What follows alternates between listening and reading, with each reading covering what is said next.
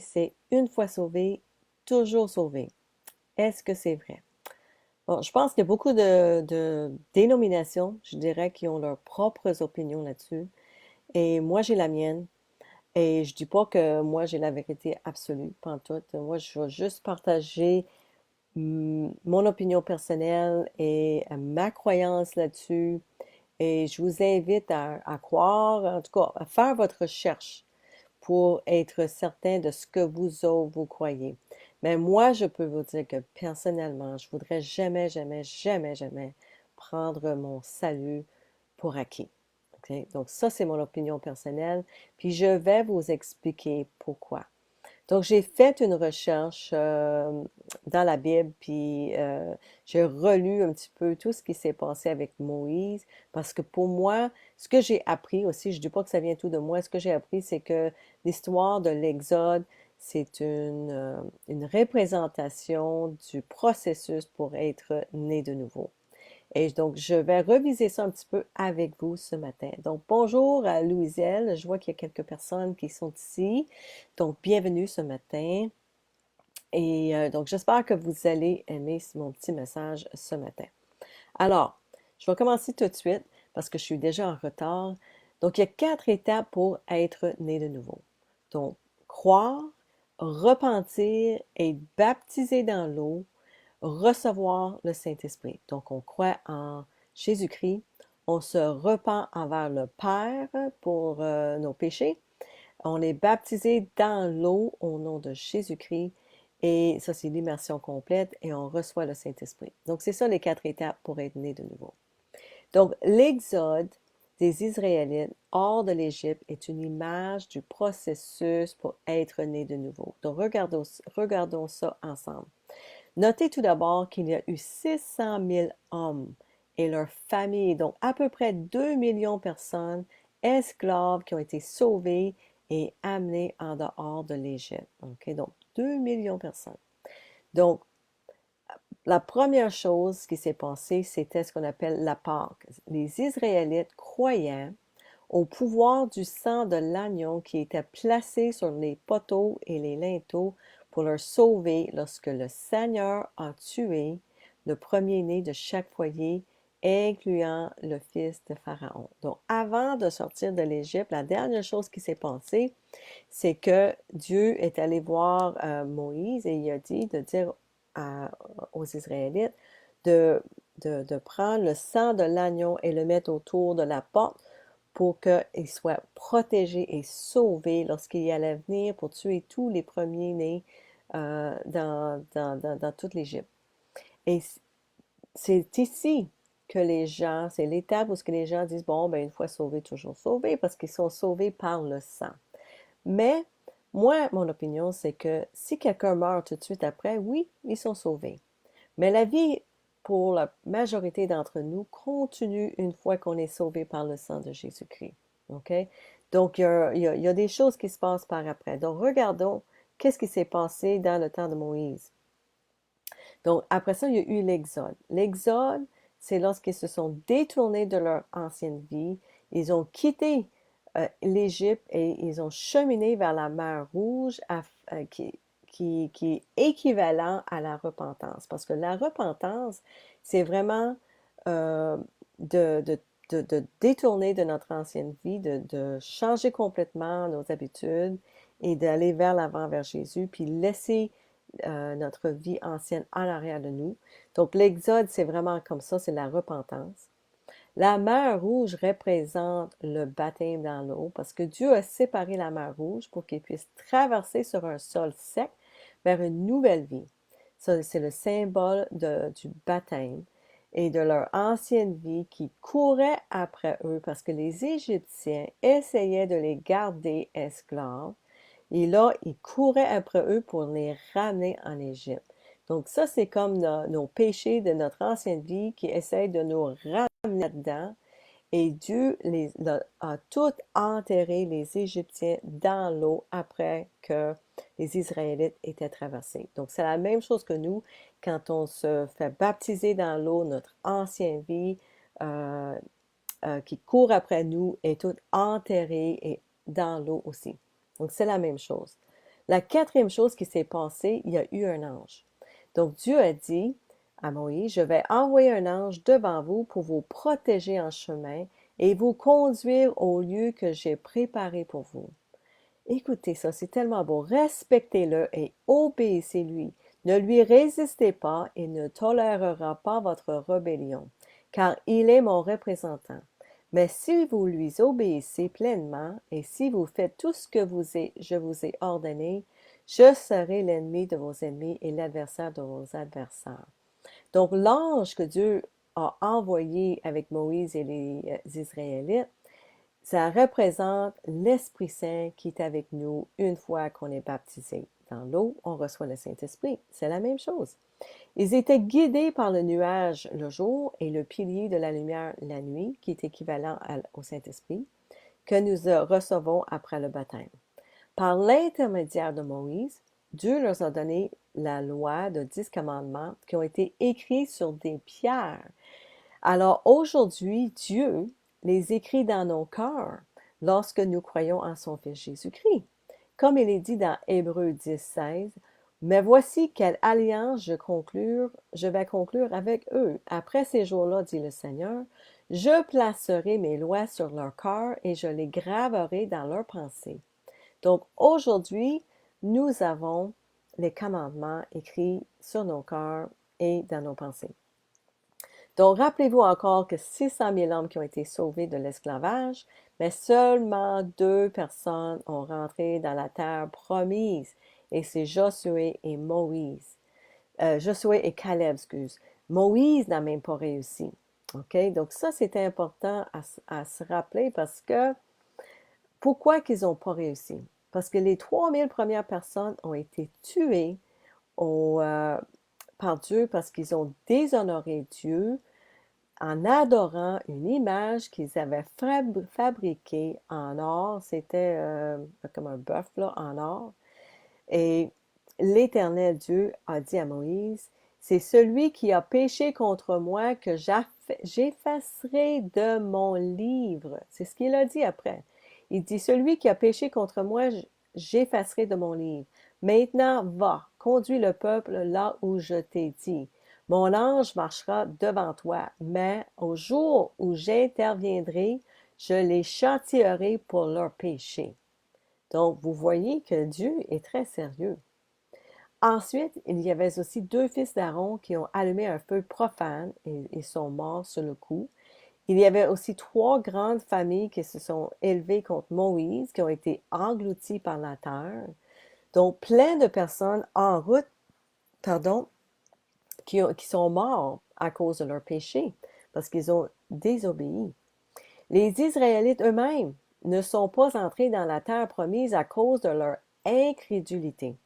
Quand ils sont arrivés pour la première fois dans la terre de Canaan, je ne sais pas comment dire en français, certains hommes ont été envoyés pour espionner la terre promise, pour voir ce que Dieu avait pour eux. Ils ont vu des géants, ils ont eu peur et ils ne croyaient pas que Dieu les protégerait, les précéderait et tuerait leurs ennemis. Ils ont continué à regarder en arrière d'eux, à leurs anciennes vies, et souhaitaient qu'ils ne soient jamais sortis de l'Égypte. Et ceci mettait Dieu en colère. Alors Dieu les a laissés errer dans le désert pendant 40 ans, jusqu'à leur génération meurt au complet. Et Dieu a amené leurs enfants dans la terre promise avec seulement 2 personnes qui sont sorties de l'Égypte, qui étaient Joshua et Caleb. Donc, même Moïse lui-même n'est pas entré parce qu'il ne croyait pas en Dieu quand Dieu lui a dit à un moment donné de parler au rocher et que ce dernier donnerait de l'eau. Voici ce que Dieu a dit. Parce que tu ne me faisais pas suffisamment confiance pour m'honorer comme saint aux yeux des Israélites, tu n'amèneras pas cette communauté dans le pays que je leur donne. Donc, imaginez comment Moïse a dû être déçu de ça. Parce que ce qui est arrivé, c'est que Dieu lui a dit de commander l'eau de sortir de la pierre. Et Moïse, lui, il était fâché contre les Israélites, puis au lieu de commander l'eau, il a crié après eux, il a crié après eux, et il a frappé le rocher deux fois.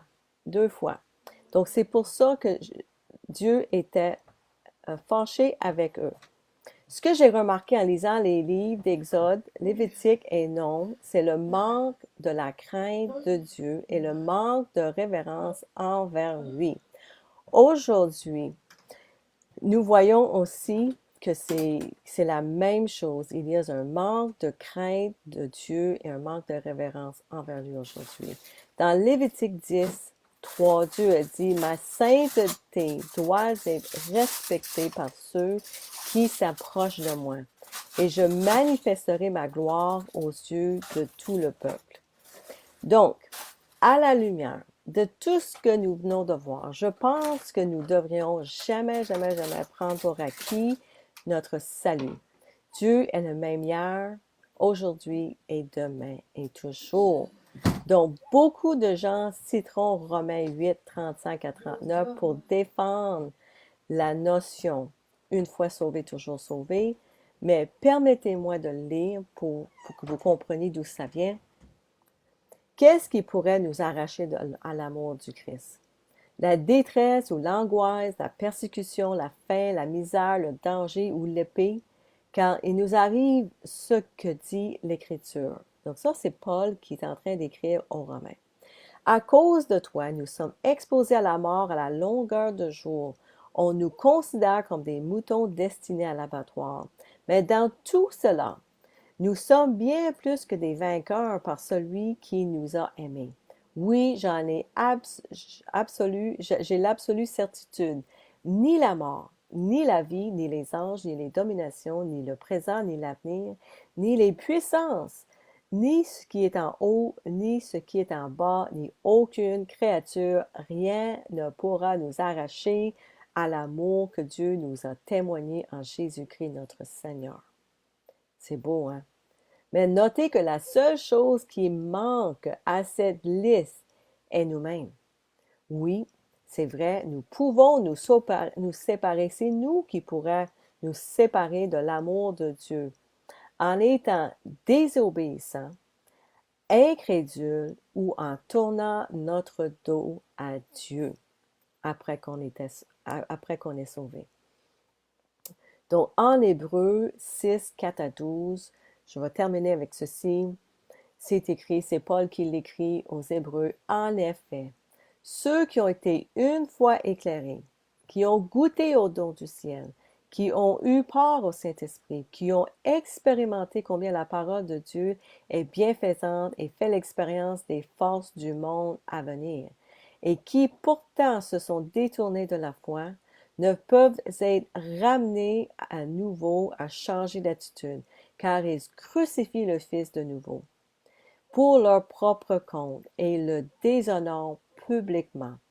En effet, lorsqu'une terre arrosée par des pluies fréquentes produit des plantes utiles à ceux pour qui on la cultive, Dieu la bénit. Mais si elle ne produit que des buissons, d'épines et des chardons, elle ne vaut rien. Et elle ne tardera pas à être maudite et on finira par y mettre le feu. Donc, mes chers amis, c'est Paul qui continue, mes chers amis, même si nous tenons ici un tel langage, nous sommes convaincus qu'une meilleure part vous attend, celle du salut. Car Dieu n'est pas injuste au point d'oublier l'activité que vous avez déployée par amour pour lui, dans les services que vous avez rendus et que vous rendez encore à ceux qui font partie du peuple saint. Mais nous désirons que chacun de vous fasse preuve du même zèle pour amener votre espérance à son plein épanouissement jusqu'à la fin. Ainsi, vous ne vous relâcherez pas, mais vous imiterez ceux qui, par leur foi et leurs attentes patientes, reçoivent l'héritage promis. Donc, vous voyez les amis, soyez patients, et gardez la foi, gardez votre zèle, ne lâchez jamais. votre espérance. OK? Donc, c'est très important. C'est nous-mêmes qui pourraient nous séparer de l'amour de Dieu. Il n'y a rien dans le monde qui pourrait nous séparer de Dieu, mais nous-mêmes, on peut. OK? Donc, c'est ça qui est important. Donc, je répète les 4 étapes pour être né de nouveau. Croyez en Jésus-Christ. Repentez-vous envers Dieu le Père. Soyez baptisés dans l'eau au nom de Jésus-Christ et recevez le Saint-Esprit. Et moi, j'ajouterais des étapes pour le salut à ça. Marchez par l'Esprit, soyez guidés par l'Esprit, soyez obéissants, gardez la foi et restez sur le chemin étroit. Donc, c'est ça mon message, les amis, pour aujourd'hui. Sauver, une fois sauvé, toujours sauvé.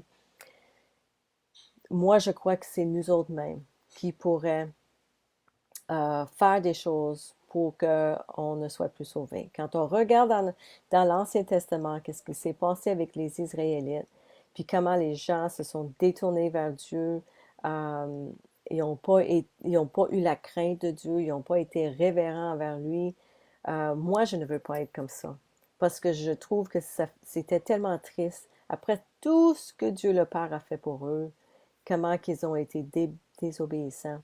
C'était tellement triste. En tout cas, moi, c'est pas ce que je désire. Et j'espère que vous-même aussi, qui sont sauvés, que vous ne voudriez jamais euh, mettre au dos le Seigneur. C'est que vous voudrez toujours l'honorer. Et être un exemple aussi pour les autres personnes autour de vous, de comment être saint comme Dieu est saint. C'est ça qu'on est appelé à être. Donc, si vous n'êtes pas encore né de nouveau, je vous ai nommé les étapes. Si vous avez des questions par rapport à ça, écrivez-moi en privé. Ça me ferait plaisir de parler avec vous ou de vous mettre en contact avec des gens partout dans le monde. Il y a des groupes, il y a des personnes qui sont disponibles pour vous guider, pour vous aider dans ce processus-là. Lisez le Nouveau Testament pour vous-même. Commencez avec le livre de Matthieu pour comprendre tout ça. La vie est courte, les amis. Le temps passe extrêmement vite. On voit ce qui se passe dans le monde est en train de se transformer très rapidement. Donc, il reste encore, hein, c'est comme c'est écrit dans la Bible, tant qu'on a aujourd'hui, euh, on peut appeler sur le Seigneur, mais demain, c'est pas garanti. Hein. Donc, prenez le temps aujourd'hui. Demandez au Seigneur de se révéler à vous. Et c'est écrit, cognez sur la porte, il va l'ouvrir. Cherchez, vous allez trouver. Donc, cherchez ardemment la vérité avec tout votre aide pour la trouver. Je vous en supplie. Donc, je veux dire un petit bonjour à Louiselle qui est ici. Bon matin, ma sœur. Euh, on ne peut pas se considérer toujours sauvé, mais baptisé. Si nous retombons dans l'ancienne vie et que nous repentons pas, il faut se repentir et aspirer à la sainteté. Très bien expliqué, ma sœur. Absolument, ma chère. Je suis entièrement d'accord avec ça. Il faut se repentir à tous les jours. On n'est pas parfait, on n'est jamais parfait. Des fois, on se fâche. Puis juste être fâché, euh, c'est c'est, euh, c'est péché. OK, la colère, c'est un péché. Il faut tout pardonner à tout le monde. Donc, à tous les jours, à tous les soirs, il faut se repentir envers Dieu.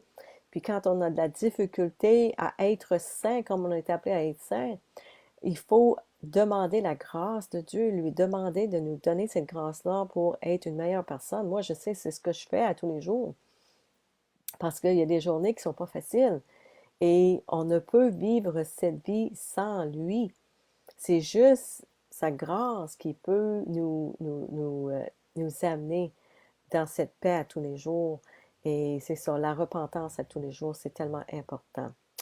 Marie Blais, bon matin Lucinda, tes vidéos sont très enrichissantes. Merci beaucoup, beaucoup pour ton écoute. Merci d'être là. Je vous remercie tous d'être là toutes les semaines, de m'écouter. Moi, je fais ça par amour pour Dieu et par amour pour vous parce que je veux que, comme lui, que chacun de vous, que vous trouvez la vérité, que vous venez à connaître le Seigneur, à connaître sa bonté et son amour et sa paix. Moi, c'est ça qui m'encourage à tous les jours. Tu sais, vous savez, je parlais justement de ça à quelqu'un hier, je suis, tu sais, à Blanc-Sablon, il n'y a pas grand-chose à faire, je vais vous dire.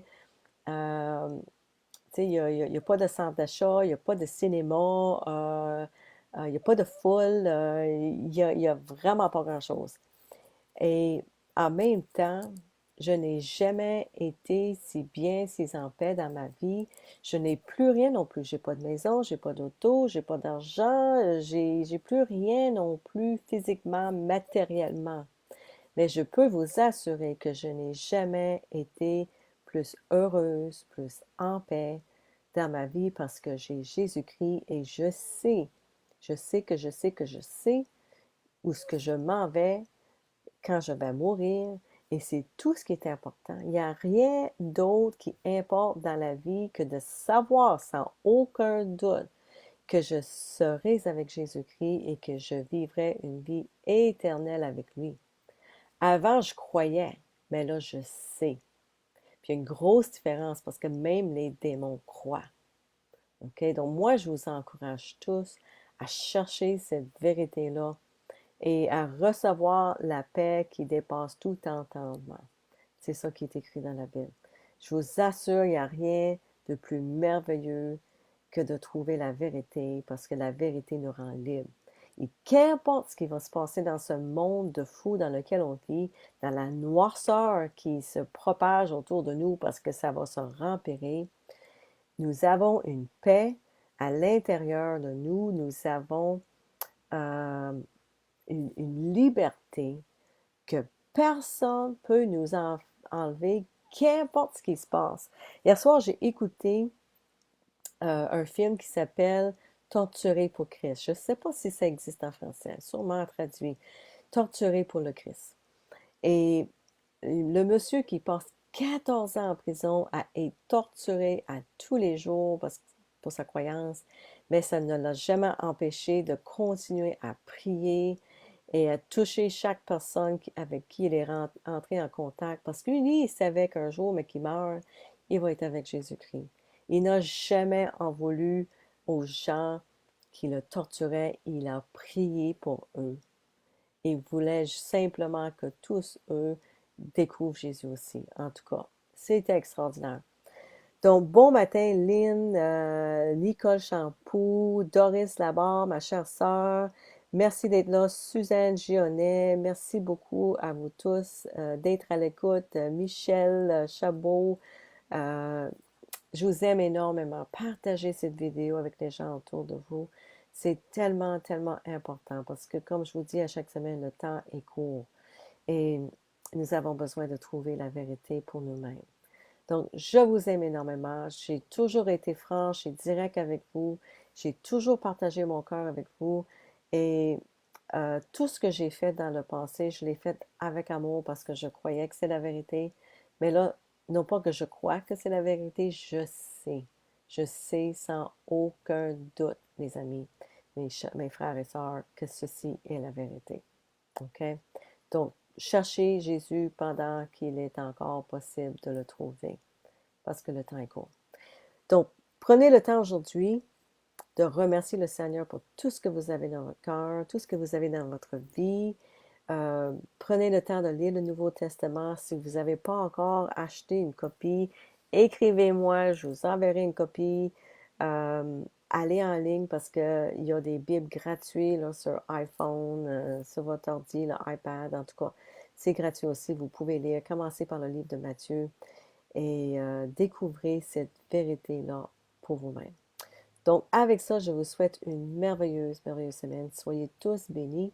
Que la grâce du Seigneur Jésus-Christ soit avec vous aujourd'hui et toujours. Amen.